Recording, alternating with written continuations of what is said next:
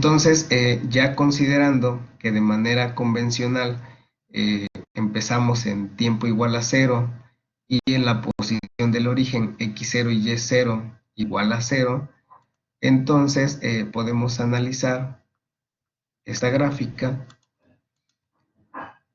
donde, por ejemplo,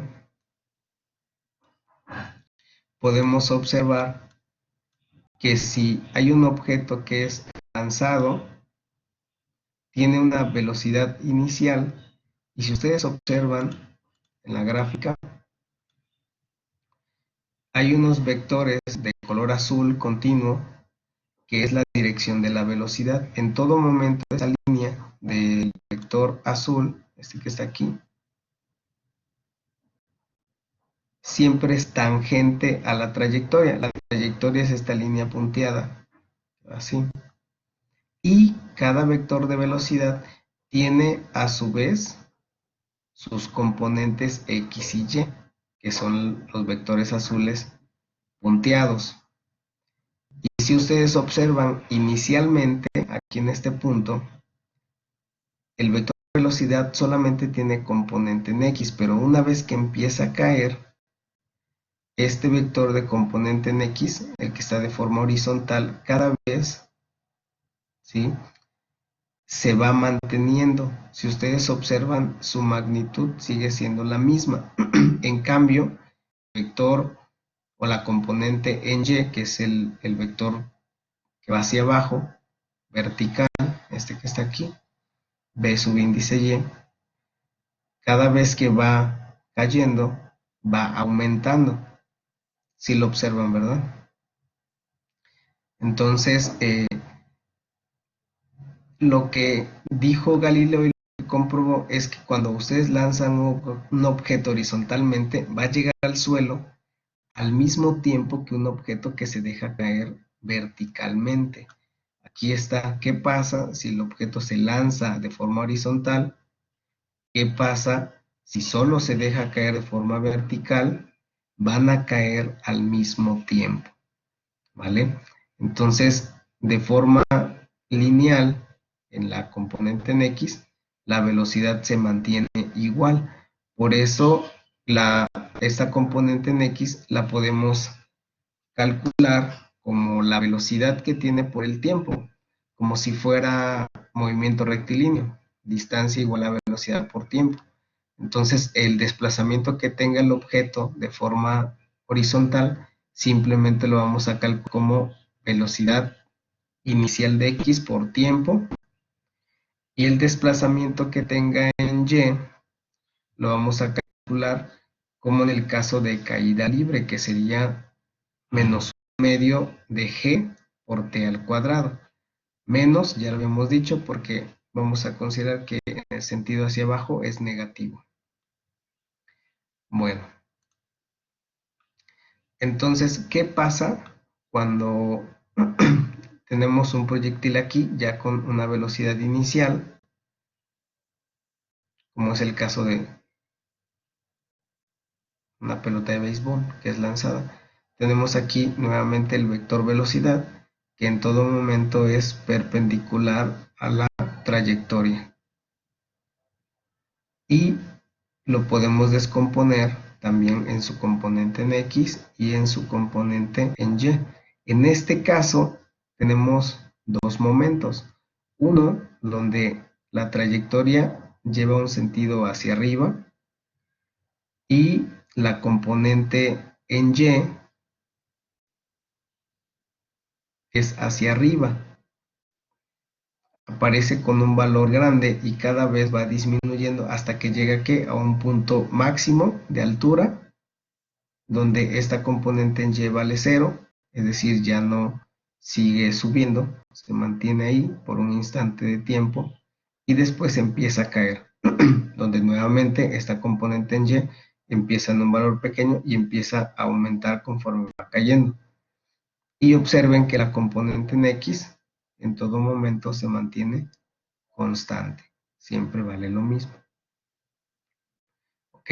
Entonces, la aceleración que llega a tener el objeto hacia abajo, en el caso de y, tiene un valor de g, pero de g negativa de menos 9.81. En el caso de x no tiene aceleración porque estamos diciendo que esa velocidad o la componente en x de la velocidad se mantiene constante. Si se mantiene constante, quiere decir que la velocidad es igual a 0.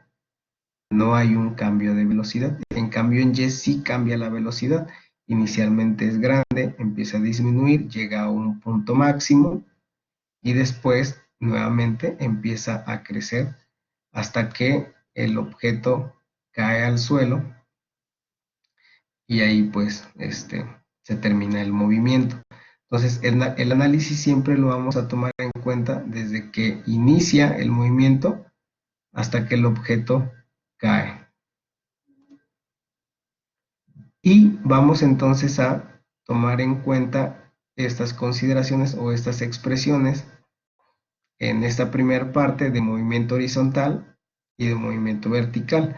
Primero, para obtener las componentes b de la velocidad, b de x subíndice 0, ya, ya habíamos visto en vectores que para encontrar una componente en x, pues es el valor de la magnitud por el coseno del ángulo. Por eso aquí es b subíndice 0, coseno de teta 0. Y para encontrar la componente en y de la velocidad, será el valor de la velocidad por el seno del ángulo. Y vamos a utilizar estas expresiones para determinar tanto el movimiento horizontal como el movimiento vertical. Entonces, en el caso del movimiento horizontal, ya habíamos dicho que no hay aceleración en la dirección de x porque la velocidad pues, se mantiene constante, pero en el caso del movimiento vertical de la dirección de y, ahí sí hay aceleración y su valor será el valor de la aceleración gravitacional, pero negativo. Y para encontrar el valor de la componente en x, simplemente será bx subíndice 0, y para encontrar su desplazamiento será x0, la posición inicial, más la velocidad por el tiempo. Si consideramos que parte del origen, pues x0 tendrá un valor de 0. En el caso del movimiento vertical, para encontrar la velocidad en y, va a ser su velocidad en y inicial menos g por t. Y para su desplazamiento será la posición inicial vertical más la velocidad en y por el tiempo menos 1/2 de g por t al cuadrado. Y tenemos una expresión más que nos puede servir si queremos conocer algún desplazamiento y no contemos con el valor del tiempo, que sería la velocidad en y al cuadrado igual a la velocidad en y inicial al cuadrado menos 2 veces g por y menos y0, es decir, para una posición cualquiera menos la posición inicial. Que repito, si consideramos que parte del origen, pues y0 también valdría 0.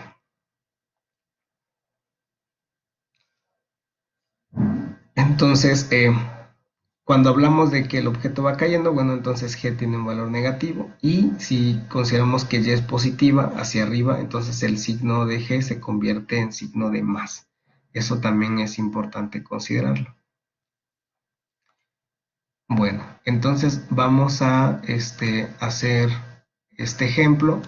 Les voy a dar un minuto para que lo apunten, para que no nos estemos regresando y ahorita lo podamos ir resolviendo paso a paso.